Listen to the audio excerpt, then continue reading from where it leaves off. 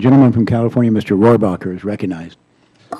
Yes, I'm pleased that you have a good idea of how the rest of us should live and where we should live and how close to the cities. And I don't think that's consistent with a free society, but I'm very pleased that you were able to express those views today.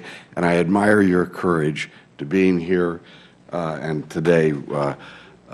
You've made some good points, and you've got 3 other witnesses on the other side. Thank you for being here to give us some kind of balance to this. And the chairman did invite you, and you were invited by the minority also to provide that. But you made a couple points that I thought that Mr. Lowenberg, you mentioned his testimony. Maybe he'd like to have a chance to comment on what your comments were. Mr. Lowenberg? Well, thank you very much. And the short version is, again, I'm very happy that we're both in agreement about the need for research and development. But if you look at what you think about the actual impact of Paris, now, there's definitely many different ways, as Andrew Steer pointed out, many different ways to do the modeling. But I would surmise that if you're going to look at what's the impact of Paris, you look at what's actually promised in Paris. You don't look at all the extra things we might hope and wish and wait for the world is going to do in 2040, 2050, and onwards. Unfortunately, that's almost all of what we're talking about here. As I tried to show, right now, Paris is promising about 50 gigatons of CO2 cuts. That is if everybody does everything they promise. Of course, remember back, Kyoto did not work out that way. And if we go even further back in 1992 in the Rio summit, all industrialized nations promised to cut their carbon emissions to 1990 levels in 2000, and almost none of them, except for the Eastern European bloc, kept that promise. So fundamentally, we have lots of wasted promises.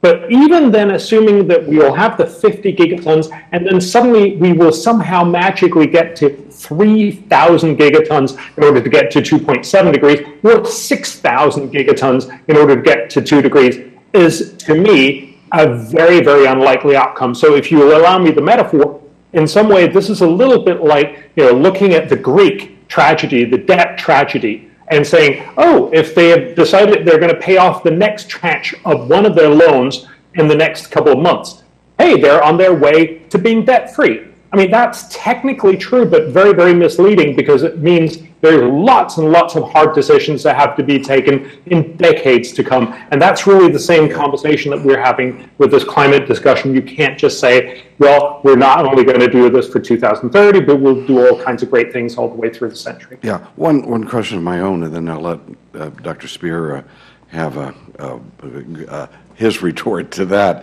How much of the we all admit that there's a changing in the climate. It's changed forever. I mean, the history of the globe is constant change in the climate, constant readaptation of the planet to different factors that are going on.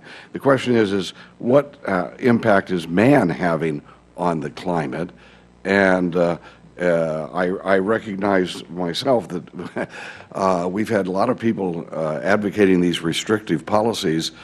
For example, the opposition to the Alaskan pipeline was long before anybody ever talked about global warming.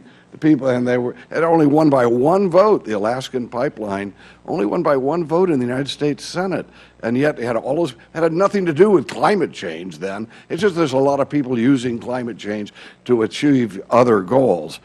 But what is, to the degree that the climate is changing because of nature? How much of that, Dr. Lowenberg, how much of that is a result from CO2? Well, unfortunately, I'm an economist and a political scientist. I'm a modeler, so I'm just going to give you the standard IPCC answer that it's more than half. But I think you're very right in pointing out that because we know that we've survived many other changes in climate previously, we have to realize it's not the only way to deal with global warming to say, let's cut carbon emissions and keep temperatures at the same level. We also need to ask, is it actually more efficient to adapt? And we definitely need to do both. I think Dr. Spears needs to have some time to retort that. Go right ahead. Well, thank you very much. I've only got 10 seconds. Thank you, Congressman, very much. By the way, it's not me that's suggesting where people should live. These are the mayors of cities who are democratically elected by their citizens. Look, Bjorn Lomborg has made certain assumptions. A professor at LSE, Bob Ward, said rather than calling them optimistic and pessimistic, we should call them highly pessimistic. So too, a professor at MIT, John Sturman, says that Mr. Lomborg's assumptions grossly misrepresent the pledges being made at Paris. And so, you know, we can make any kind of assumption we want. But here's the point about whether or not this will continue. Consider Prime Minister Modi of India. He came into power last year not because he wanted to solve the environment. He came because he wanted to promote growth. One of the first things he did, he says, I have 4 gigawatts of solar energy. The previous government had a target of 20 gigawatts. He said, I want 100 gigawatts of solar energy by 2022. He didn't say that because he's a member of the Sierra Club. He said that because he thinks that will be good for his economy. And he's right. And he's not going to turn around. He wants to make the point that actually there's something dynamic going on here relating to new technologies and the jobs that come from it, new industries that will actually set his country on a more competitive path. Okay, thank you, Mr. Rohrabacher.